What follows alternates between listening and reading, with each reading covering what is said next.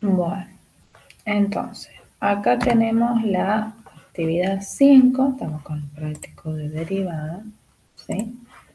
La actividad 5 dice, por ejemplo, derivar la siguiente, vamos a dejar la 5 y la 6. Derivar las siguientes funciones compuestas, ¿no? O sea, las funciones compuestas, uno acá lo que tiene que aplicar es lo que conocemos como la regla de la cadena. Nosotros ya habíamos visto cuando vimos la unidad de funciones que una función compuesta, por ejemplo, si tenemos f compuesta, por ejemplo, con g de x, ¿sí? Dos funciones compuestas se representaban con un circulito, ¿no? Si esto era posible, ¿por qué? Porque esto lo podemos ver como que los valores que toma f son las imágenes de la función g.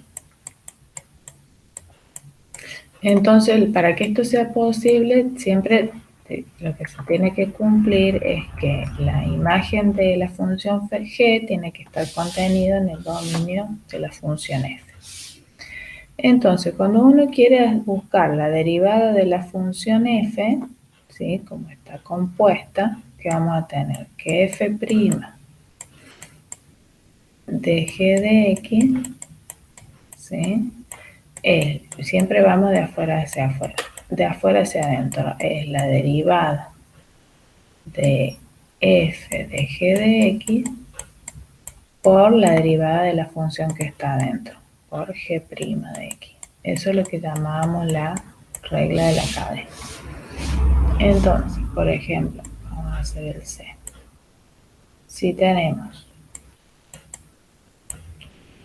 la función f de x, en este caso, fíjense que hay tres funciones compuestas. Está la función coseno, está el argumento, que lo de adentro también es una función, x al cuadrado más x, una cuadrática. Y todo eso está elevado al cubo, ¿no? Porque esto es lo mismo que tengamos coseno de x al cuadrado más 6x, todo esto elevado al cubo.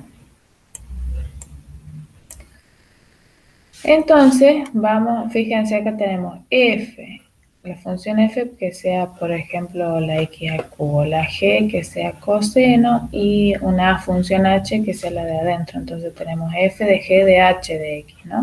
Podemos ver así, ¿no? f de g de h de x, ¿no? Entonces, según la regla de la cadena, uno que tiene que buscar la derivada de f por la derivada de g por la derivada de h. Empezamos de atrás para adelante. Entonces, esa potencia 3, ¿no?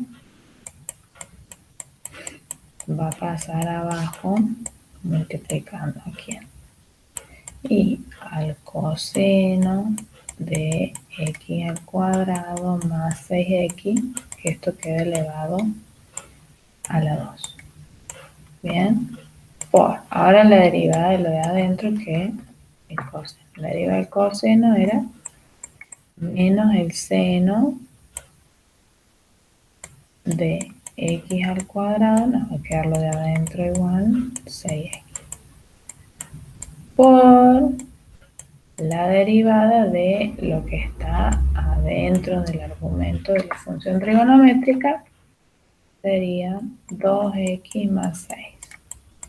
Bien, y ahí aplicamos la regla de la cadena y pudimos derivar toda la función f, ¿sí? Es decir, en este caso f estaba compuesto de tres funciones.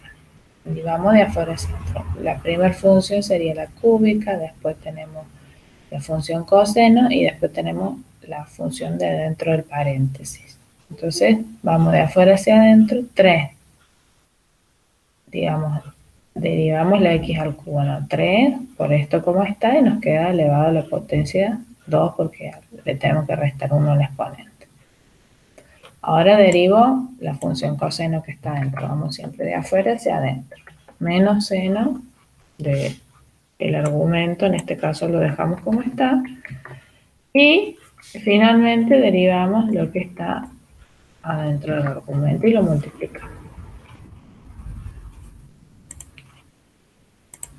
¿Alguna preguntita?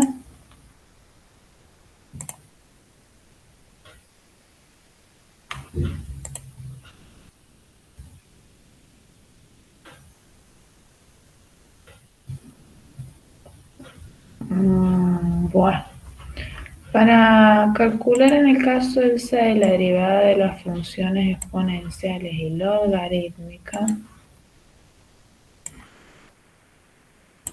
tenemos que usar la tablita de derivadas. Bien. Entonces, si nos vamos acá a la punta de la teoría, van a encontrar las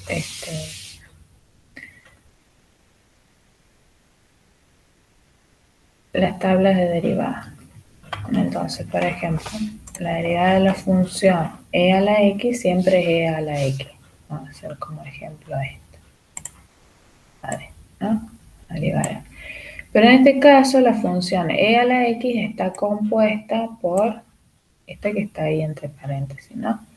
Fíjense que acá nos aparece una x a la menos 1, ¿no? Vamos a recordar que x a la menos 1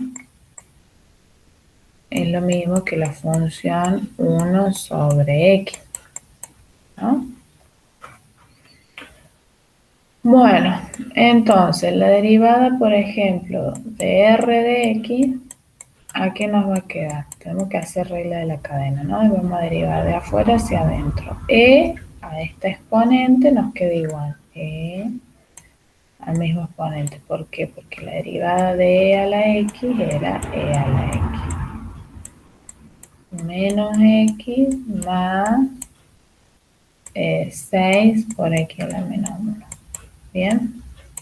Ahora, esto lo tengo que multiplicar por la derivada de la función que aparece en el exponente ahora. Entonces nos va a quedar 3 por 2, 6, x a la 1, menos 1, más, fíjense, podemos derivarla como una potencia o recordar cuál era la derivada de 1 sobre x. Fíjense, si la derivamos como potencia, ¿qué nos va a quedar? El menos 1 pasa adelante multiplicando y ahora nos queda el exponente menos 2. O sea que esto me va a quedar menos 1 sobre x al cuadrado, ¿no? Con el 6 que teníamos acá, nos quedaría 6 por menos 1 sobre x al cuadrado. Bien. Y ahí ya tenemos derivada la función R. Bien. ¿Qué pasa, por ejemplo, si en vez de la... Porque yo acá, ¿qué pasó? Si uno tiene la función e a la x, si es igual a e a la x, la derivada es la misma. Digamos, la única función cuya derivada es la misma. Si yo tengo 2 a la x, fíjense que nos dice la tablita de derivadas que tenemos en el apunte. Acá tenemos. A ver.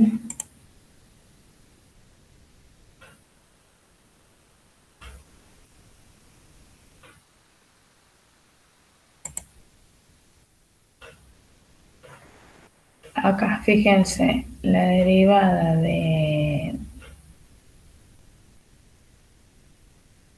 una función logarítmica es 1 sobre el argumento, porque tenemos logaritmo de x es 1 sobre x. Acá están los métodos de derivación, aplicación, eso porque no me coincide con la tablita. A ver.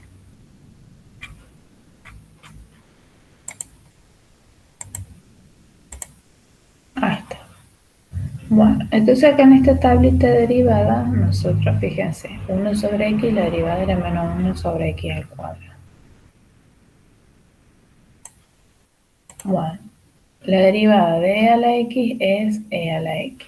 Pero fíjense si yo tengo a elevado a la x, donde a es un numerito real y no es el e, ¿bien? Entonces la derivada va a ser a la x por el logaritmo natural de a. Entonces, si aplicamos eso en el ejercicio A, que vamos a tener que la derivada de h va a ser igual a la x por el logaritmo natural de a, o sea, 2 a la x por el logaritmo natural de 2.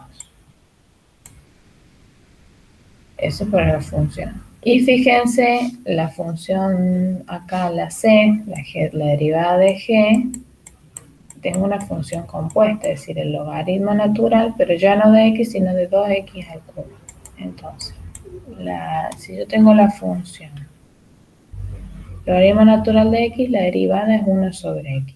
Pero acá está compuesto, o sea que además tengo que derivar lo que está dentro del argumento, por lo tanto me va a quedar 1 sobre 2x al cubo por la derivada de lo que está dentro del paréntesis, el argumento, que en este caso sería 2 por 3, 6x al cuadrado. ¿Alguna preguntita?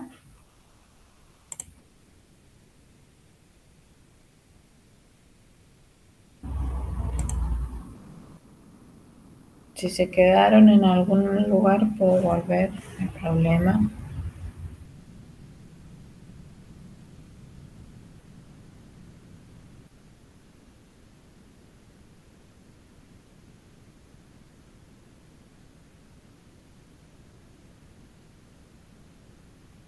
Bueno.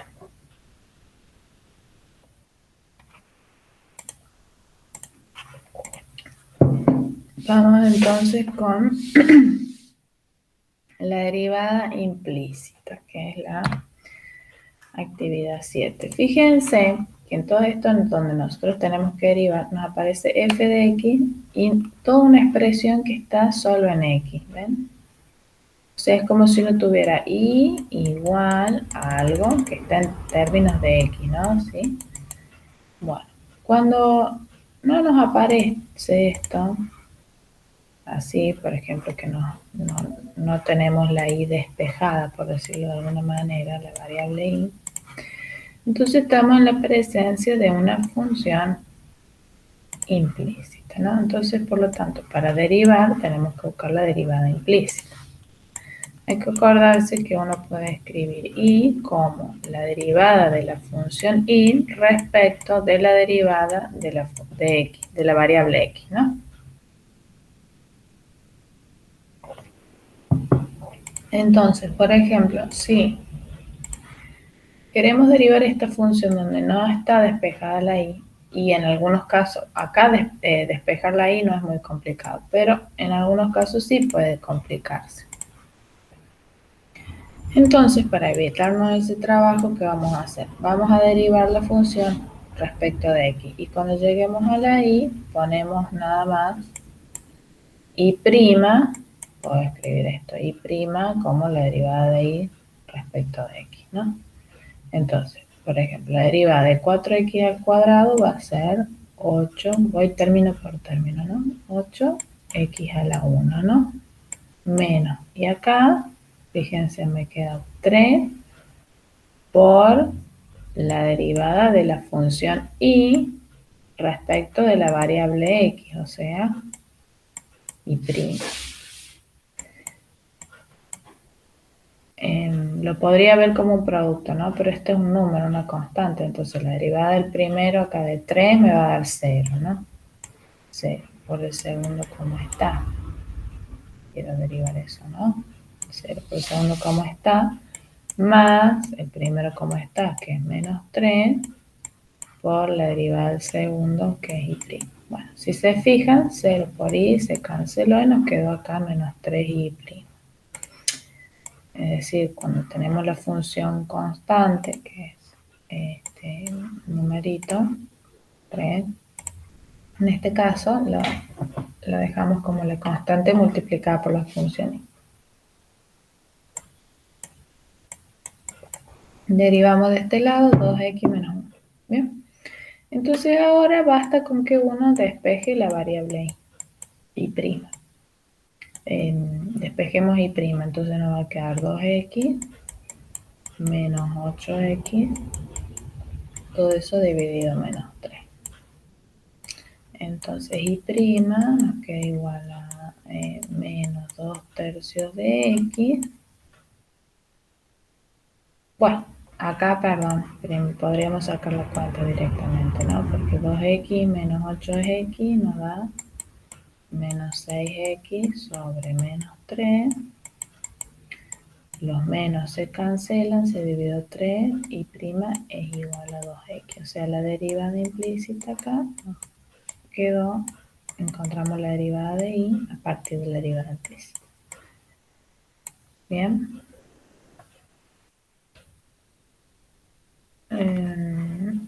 Acá fíjense cómo sería la cosa para derivar.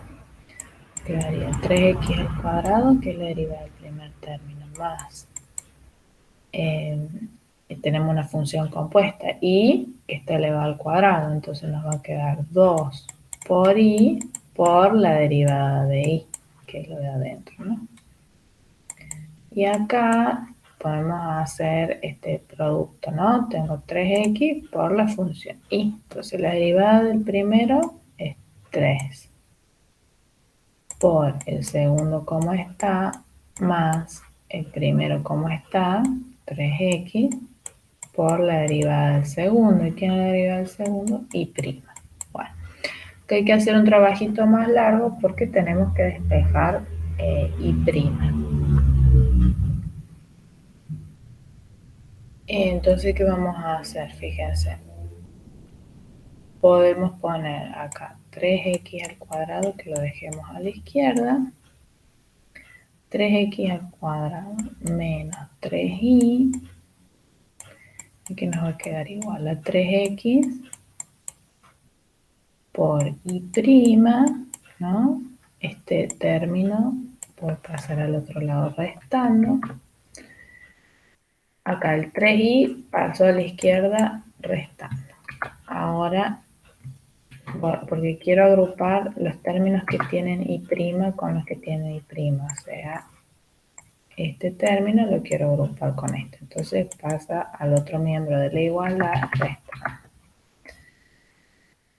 Bien, menos 2y por y'. Bueno, acá seguimos. 3x al cuadrado menos 3y nos queda igual. Acá podemos sacar factor común y'. Bien, entonces entre paréntesis nos va a quedar 3x menos 2y.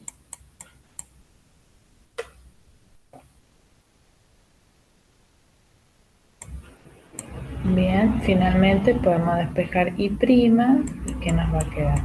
Que la derivada de y va a ser 3x al cuadrado menos 3 por y. Todo esto que está multiplicando pasa a la izquierda dividiendo y nos queda 3x menos 2y. Bien. Bueno, hasta acá yo creo que podría ser suficiente porque uno, bueno, para que esté realmente despejada si la derivada de y respecto de x, tendríamos que escribir a la función y a partir de x, ¿no? Entonces, acá, fíjense, nosotros podríamos despejar la y, ¿no? Entonces, ¿qué nos va a quedar? Que y, ¿a qué va a ser igual? A la raíz cuadrada de 3xy menos x al cubo. Bien, entonces ahora esto lo reemplazamos y ¿cómo nos va a quedar? Que va a ser y' va a ser igual a 3x al cuadrado menos 3 y ahí escribimos a lo que equivale la y, que sería la raíz cuadrada de 3xy menos x al cubo, todo esto dividido 3x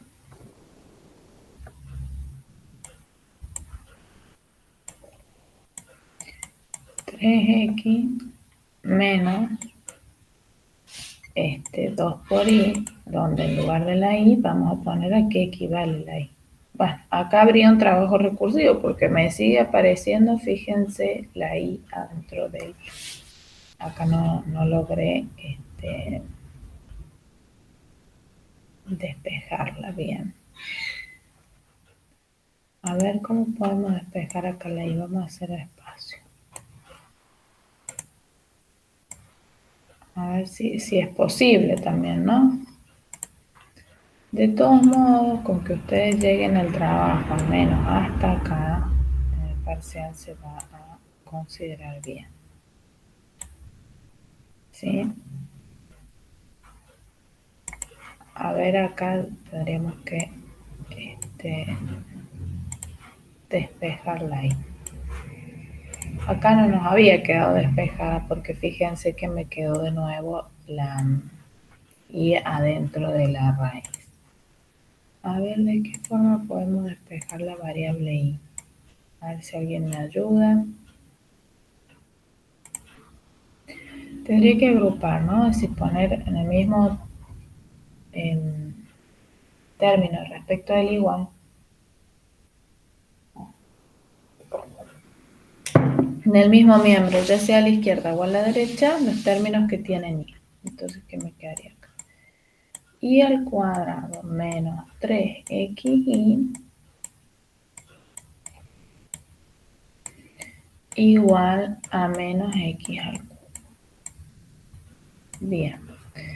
Como acá me queda de grado 2 esto. Entonces está complicado para despejarlo, ¿no? Porque sacando factor común incluso no me quedaría despejado, me quedaría I por I menos 3x. Claro. Bueno, en este caso no es sencillo despejarla I. Si fuera sencillo despejarla, bueno, podríamos despejarla y acá donde aparece la I la reemplazamos. Pero en este caso lo vamos a dejar hasta acá porque no podemos despejarla ahí al menos de una forma sencilla o alcanzable por los elementos de este curso. ¿Alguna preguntita?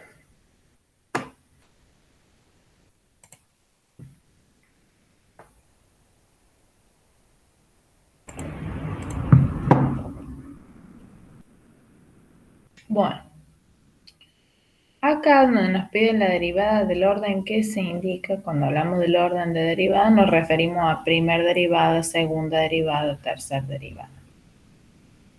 Entonces, por ejemplo, en el caso de la actividad 8, la tercera derivada, ¿qué sería? Digamos, la derivada de orden 3, ¿no? Fíjense, nos pide derivada de orden 3 para la función A y la función del ítem B. De orden 2 tenemos acá el A y el B. Bueno.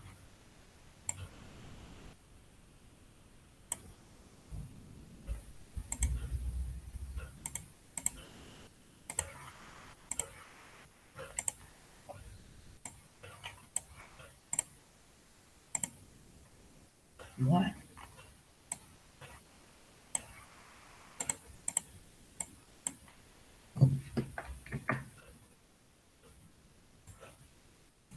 Bueno. ¿Qué quiere decir la derivada de orden 3? Sería la tercera derivada. Entonces, la derivada de orden 1, por ejemplo, para este ejercicio, la primera derivada. ¿Quién va a ser? La derivada del seno es el coseno de 8x por la, acá tenemos regla en la cadena, ¿no? Por la derivada de lo de adentro, que es 8. Más 6. Esta sería la derivada de orden 1. Fíjense, la derivada de orden 2 es la segunda derivada.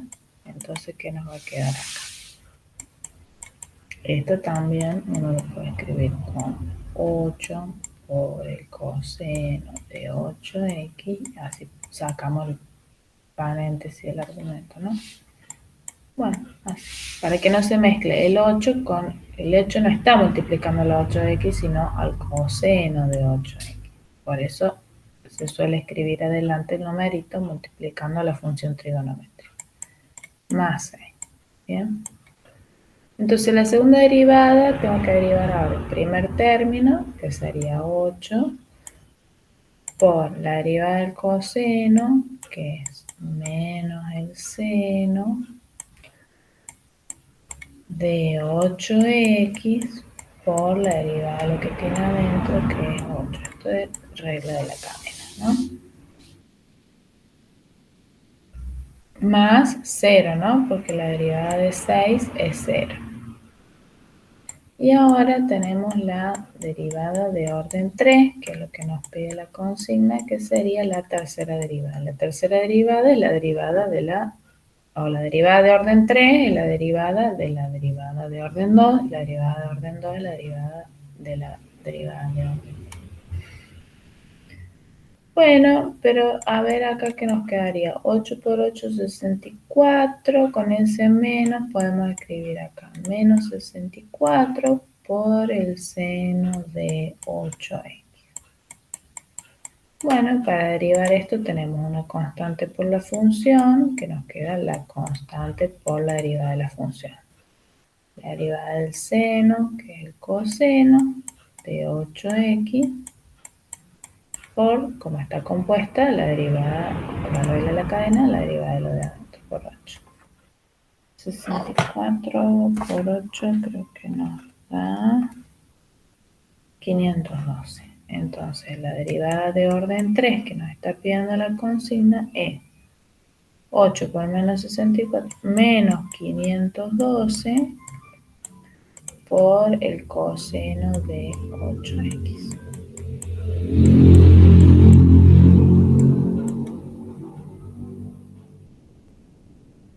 ¿Alguna preguntita?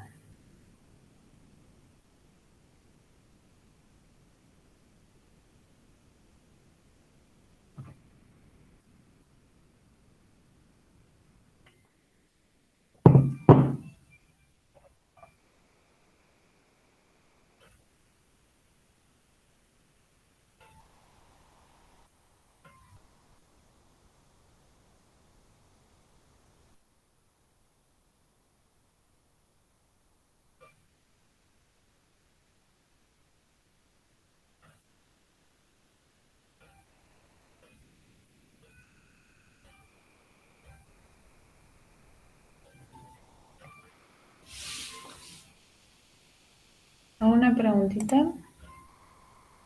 Bueno. Entonces vamos a ver qué dice la actividad 9, encontrar la ecuación de la recta tangente y de la recta normal de las siguientes curvas en los puntos indicados.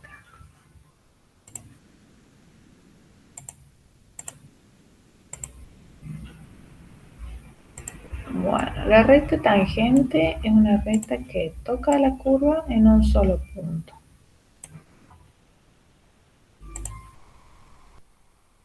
Entonces, por ejemplo, acá que tenemos menos, esta es la curva, ¿no? Menos x al cuadrado más 2x más 2. Esto es una parábola con las ramas hacia abajo. Supongamos que en 2. Lo que queremos es cuando la x vale 2, supongamos que acá estuviera el valor 2. Entonces, ¿qué queremos encontrar? La ecuación de una recta que en el punto 2 toque la curva en un solo punto. Es decir, lo que vamos a buscar, esta sería la recta tangente, la ecuación de esa recta tangente. ¿Sí? Tangente en el punto x igual a 2. Por ejemplo, ¿no? Y la recta normal es la recta que es perpendicular a la tangente en un punto, ¿no? Acá yo le puse x2, pero en realidad puede ser cualquier punto x sub 0.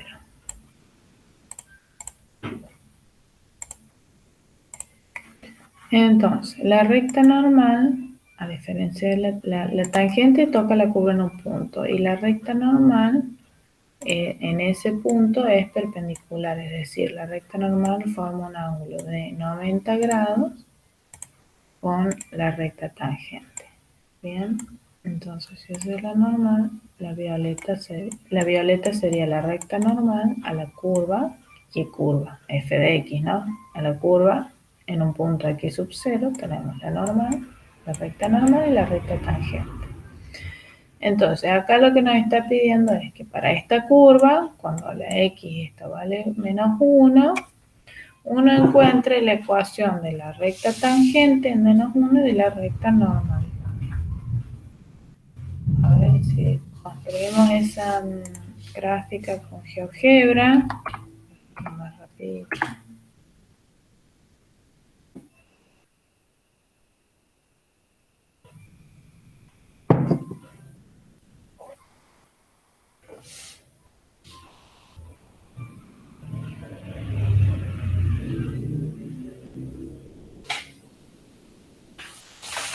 A ver, ¿quién es la curva? Menos x al cuadrado.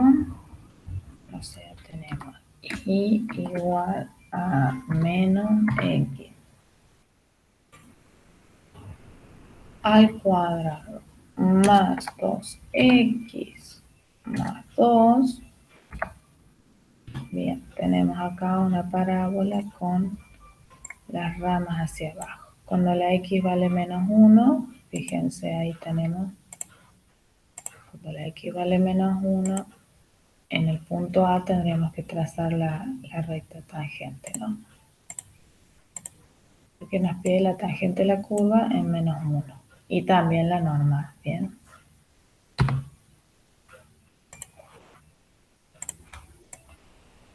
Bueno, me voy a quedar con el pedacito de gráfica que me hace falta. Bien. Entonces queremos la recta tangente en menos 1 y la recta normal. La recta tangente sería la que toca, o sea, queremos la ecuación de esta recta que estoy dibujando ahí de color azul. Y también queremos la ecuación de la recta normal, es decir, la que interseca perpendicularmente. Esto sería la normal. Bien, ahí en x igual a menos 1 es lo que nos pide la consigna. Bueno, nosotros sabemos que la derivada en un punto, o sea, esta ecuación, esta recta, tiene una ecuación con recta y va a ser igual a, que es la pendiente, por x más b, ¿no? La pendiente de esta recta azul la encontramos con la derivada evaluada en ese punto, o sea, f' evaluada en menos 1 nos va a dar la pendiente de la recta tangente de la curva en menos 1. Bien. Entonces, ¿quién es la derivada de f? La calculamos. Nos va a dar menos 2x más 2. Ahora, esa derivada en menos 1, ¿cuánto vale? Reemplazamos a la x por menos 1 y sacamos la cuenta. Entonces, ¿qué nos va a quedar? 2. Menos 2 por menos 1 más 2. O sea, 2 más 2 nos da 4. Bien, sí, esa recta tangente, como pueden ver, tiene una pendiente bastante pronunciada y positiva, ¿no? Que es creciente. Entonces, bien, si la derivada nos queda 4, la recta tangente, fíjense, tenemos la pendiente, sabemos que A vale 4 y nos faltaría para, por ejemplo, usar la ecuación punto pendiente, un punto por donde tiene que pasar la recta. Bueno, ese punto lo podemos ver en la gráfica y si no lo pueden calcular, ¿no es cierto? Acá en la gráfica cuando calculan f en menos 1, ¿sí? ¿Cuánto vale la función cuando la x menos 1? Van a ver que les da menos 1, ¿no? Entonces necesitamos la ecuación de la recta que pasa por el punto menos 1, menos 1, con pendiente 4. Bien, entonces la ecuación punto pendiente nos va a quedar y menos y1, que en este caso vale menos 1, o sea, y menos 1 nos queda y más 1. Igual a la pendiente, que en este caso vale 4, por x menos el x0, que es menos 1, o sea, menos 1 nos va a dar más 1. O sea que y es igual a 4x, hacemos distributiva, más 4, el menos 1 pasa restando. Esta es la ecuación de la recta tangente que nos queda. 4x más 3. Bien. Entonces, para encontrar la ecuación de la recta normal tenemos que buscar la perpendicular a esta recta que pase por ese mismo punto. Y cuando nosotros vimos funciones, cuando vimos la función lineal, sabemos que dos rectas perpendiculares, su expresión algebraica, tienen las pendientes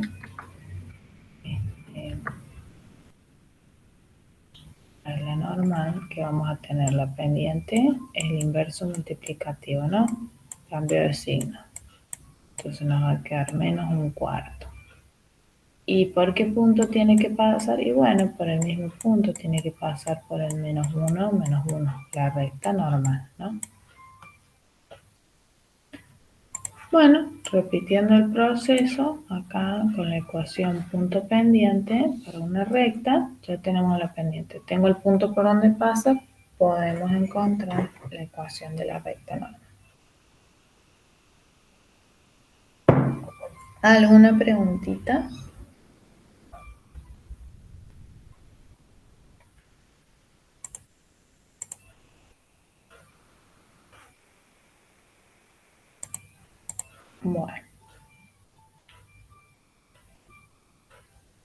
Bueno, para hallar los puntos críticos de una función, por ejemplo en el punto 9, los puntos críticos son puntos donde la curva puede tener un punto máximo o un punto mínimo, un valor máximo o un valor mínimo, ¿no? Fíjense, cuando una curva va a tener un máximo o un mínimo, acá tenemos un máximo, ¿no? Si la derivada en ese valor me da la pendiente a la curva, la pendiente en un máximo o un mínimo, fíjense que tenemos acá la pendiente vale 0. Bien, entonces en la actividad 10, como nos pide encontrar los máximos y los mínimos, no es otra cosa que encontrar los valores de x para los cuales, los valores críticos, ¿no? Para los cuales la derivada vale 0.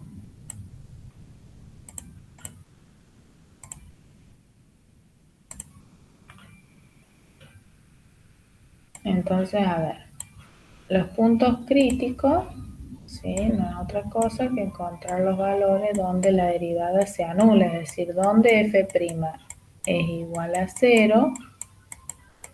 Si la derivada vale 0, entonces x es un, ¿cierto? Hay que encontrar, entonces x sub 0 es un punto crítico, ¿no?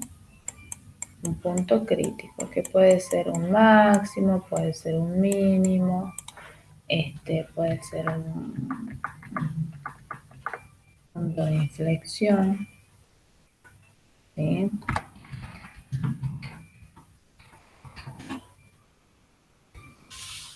Bueno,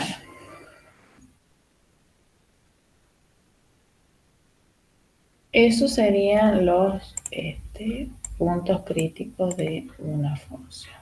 Para el que no lo recuerda, bien. Supongamos acá el b. Para esta función, ¿cuáles serían los puntos críticos? Bueno, a ver.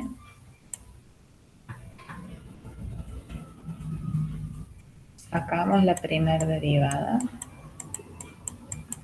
y nos fijamos para qué valores se hace 0. La derivada nos va a dar menos 2x más 4. ¿Sí? Si uno le iguala a 0, entonces despejando la x, vamos a encontrar los puntos críticos. ¿Qué nos va a quedar?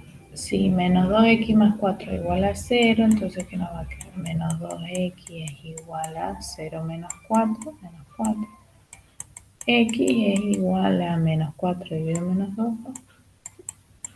Entonces acá tenemos un punto crítico, pero me decía en el intervalo 0,3. Bien, como el 2 está dentro del intervalo 0,3, porque tenemos 1, 2, 3.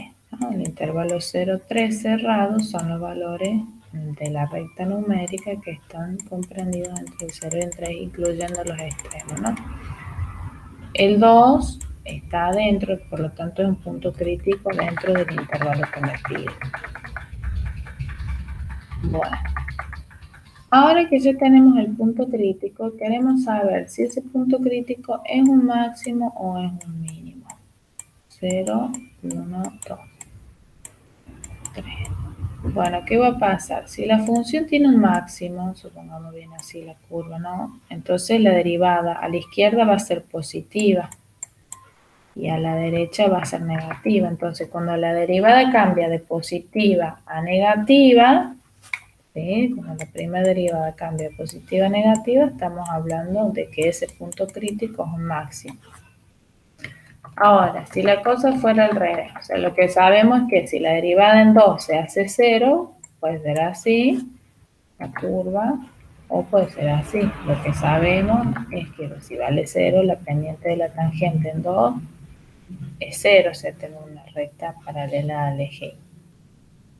Entonces, ¿qué pasa?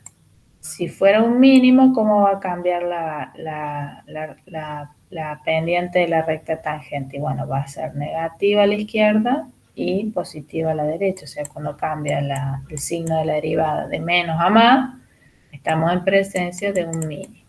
Bien.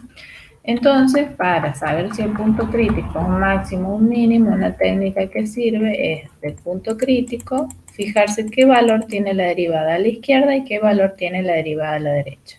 ¿Cómo hacemos eso? Y bueno, tomo un valor a la izquierda, por ejemplo, tomo el 1 y lo evalúo en la derivada y me fijo qué signo me da, ¿no? A ver, para 1, ¿cuánto nos da la derivada? F' en 1 nos va a dar el signo, nos importa, no el valor. F' en 1 nos va a dar menos 2 por 1 más 4, o sea, menos 2 más 4, esto nos da 2 positivo. Acá tenemos que la derivada a la izquierda del punto crítico es positiva y a la derecha, por ejemplo, si yo lo evalúo ahí en 2,5, ¿qué nos va a quedar? Menos 2 por 2,5 más 4. A ver cuánto da eso. Me da acá positivo a la izquierda y a la derecha del punto crítico. Menos 2 por 2,5 más 4 nos da menos 1, o sea, negativo. O sea que si la derivada nos da 0 para el punto crítico, positivo a la izquierda y negativo a la derecha, entonces ahí en ese punto crítico lo que tenemos es un máximo, ¿no? Máximo. Entonces ahora podemos decir en qué intervalo la función crece y en qué intervalo la función decrece. Bien, recordemos que estamos trabajando solamente, como nos indica la consigna, en el intervalo 0, 3. Bien. Si la pendiente de la recta tangente de la curva es positiva, nos indica que la curva viene creciendo. Entonces, ¿qué vamos a tener? Que la función, por ejemplo, crece desde 0 hasta 2. Desde 0 hasta 2 la función crece. F de x crece.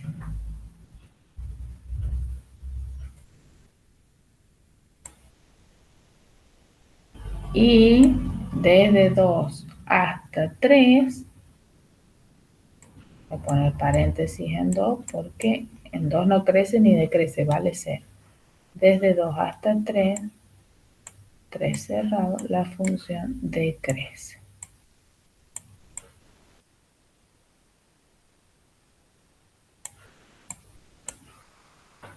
Bueno, bien, entonces para la actividad 11, ¿qué van a hacer ustedes? Encontrar los puntos críticos, o sea, buscar los valores donde la derivada, los valores de x para los cuales la derivada vale 0.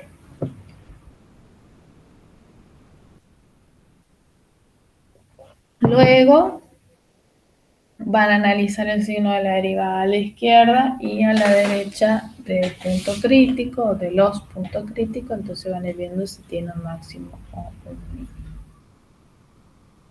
Bien,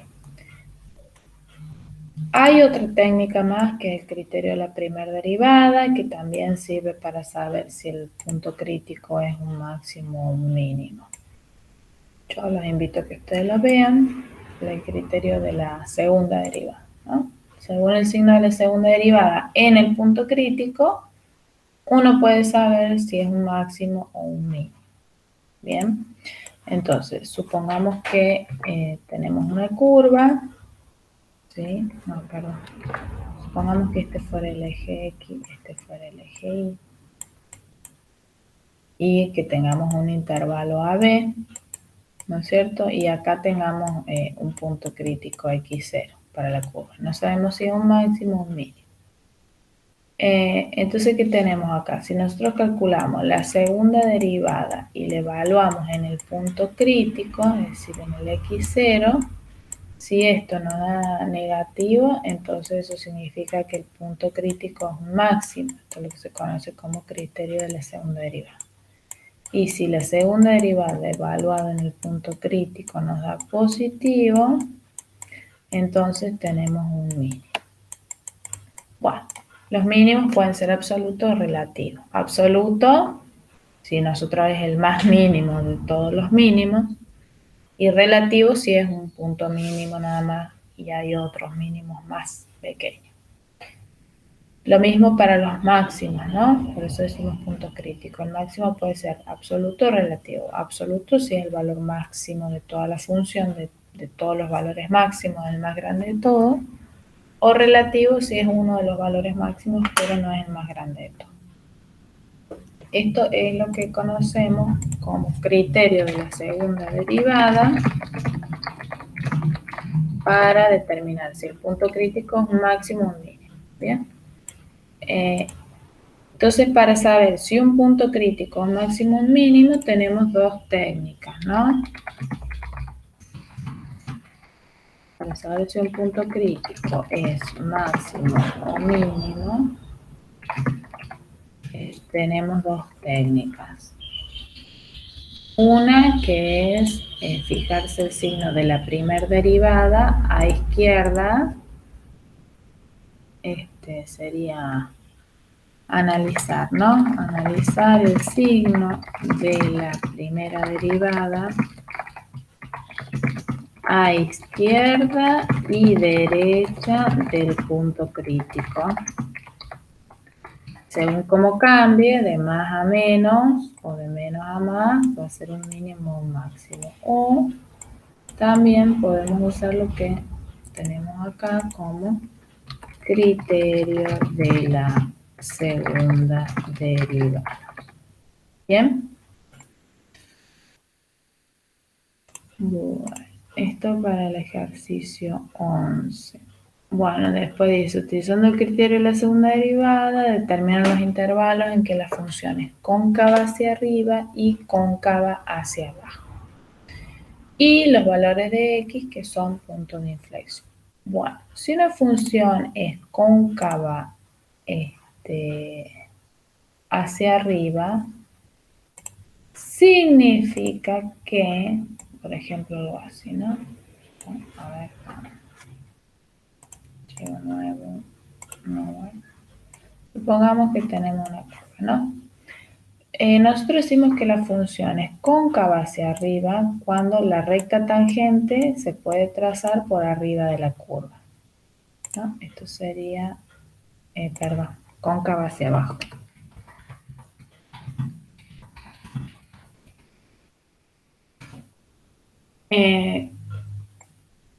O decimos que la curva de la función es cóncava hacia arriba si la recta tangente a la curva se puede trazar por debajo de la curva, ¿no? La recta tangente tendría que ir tocando la curva, serían sus puntos, ¿no? Pero por debajo de la curva. Acá la verdad que no está muy lindo porque la recta tangente tiene que tocar a la curva en un solo punto. Entonces, por ejemplo, ¿dónde va a ser cóncava hacia arriba? Y bueno, acá, esta curva, si es que estuviera bien trazada, fíjense, todos los puntos, los valores de X para los cuales uno puede trazar la recta tangente por encima de la curva, entonces decimos que es cóncava hacia abajo para esos valores de X, ¿no? Acá va a ser cóncava hacia abajo. Fíjense que hay un punto que es el que se llama punto de inflexión, supongamos, ¿no? Acá hay un valor donde ya la recta tangente no la podemos trazar por encima de la curva, sino que la trazamos, empieza a trazarse, fíjense ahí la recta tangente por debajo de la curva, ¿no? Entonces, todos los valores de X para los cuales la recta tangente está por debajo de la curva, nos indican el intervalo donde la función es cóncava hacia arriba. Bueno, lo mismo va a suceder aquí, ¿no? Es decir, y bueno, y esos puntos donde cambia de convexidad, este también se llama, a ver, cóncava hacia arriba, ¿sí? Cóncava hacia abajo. Donde cambia, ¿sí? Esos puntos donde cambia de cóncava hacia arriba, cóncava hacia abajo, o de cóncava hacia abajo hacia cóncava hacia arriba, esto es lo que nosotros llamamos los puntos de inflexión.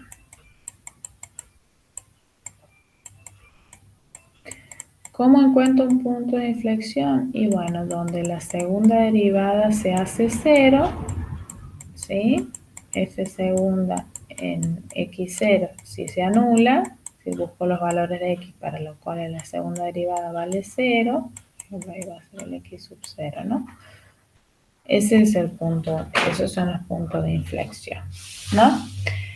Y bueno, nosotros que tenemos que la segunda derivada es positiva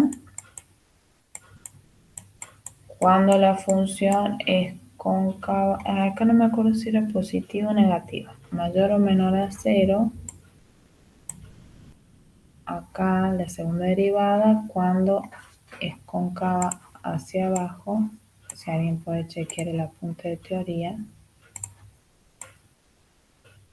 es según el signo de la segunda derivada. A ver quién me dice, si la segunda derivada es positiva o negativa, va a ser cóncava hacia arriba o va a ser cóncava hacia abajo. Bien. A ver, vamos a chequear el apunte de la teoría.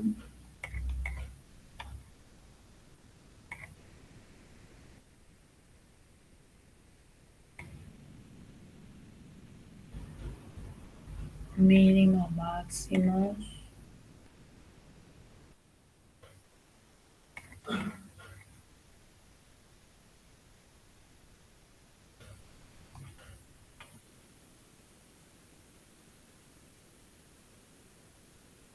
Bueno, los puntos de inflexión son donde la segunda derivada se anula.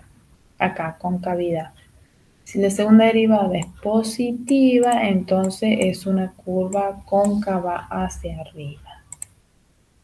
Cóncava hacia arriba me tiene que dar la segunda derivada mayor a 0 y cóncava hacia abajo la segunda derivada menor a 0. Entonces, por ejemplo, ¿en qué punto de la función está creciente decreciente? Bueno, eso con la primera derivada. Cóncava hacia arriba, cóncava hacia abajo, identificar los puntos críticos. Bueno, ¿qué hacemos? Calculamos la primera derivada. Después calculamos la segunda derivada.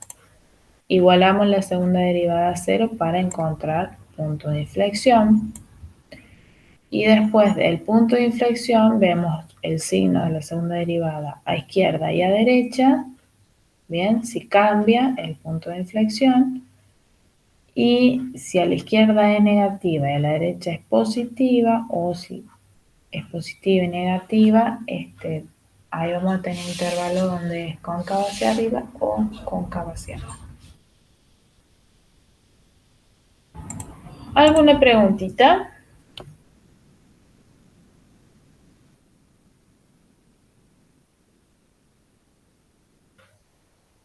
Bueno, vamos entonces a detener la grabación.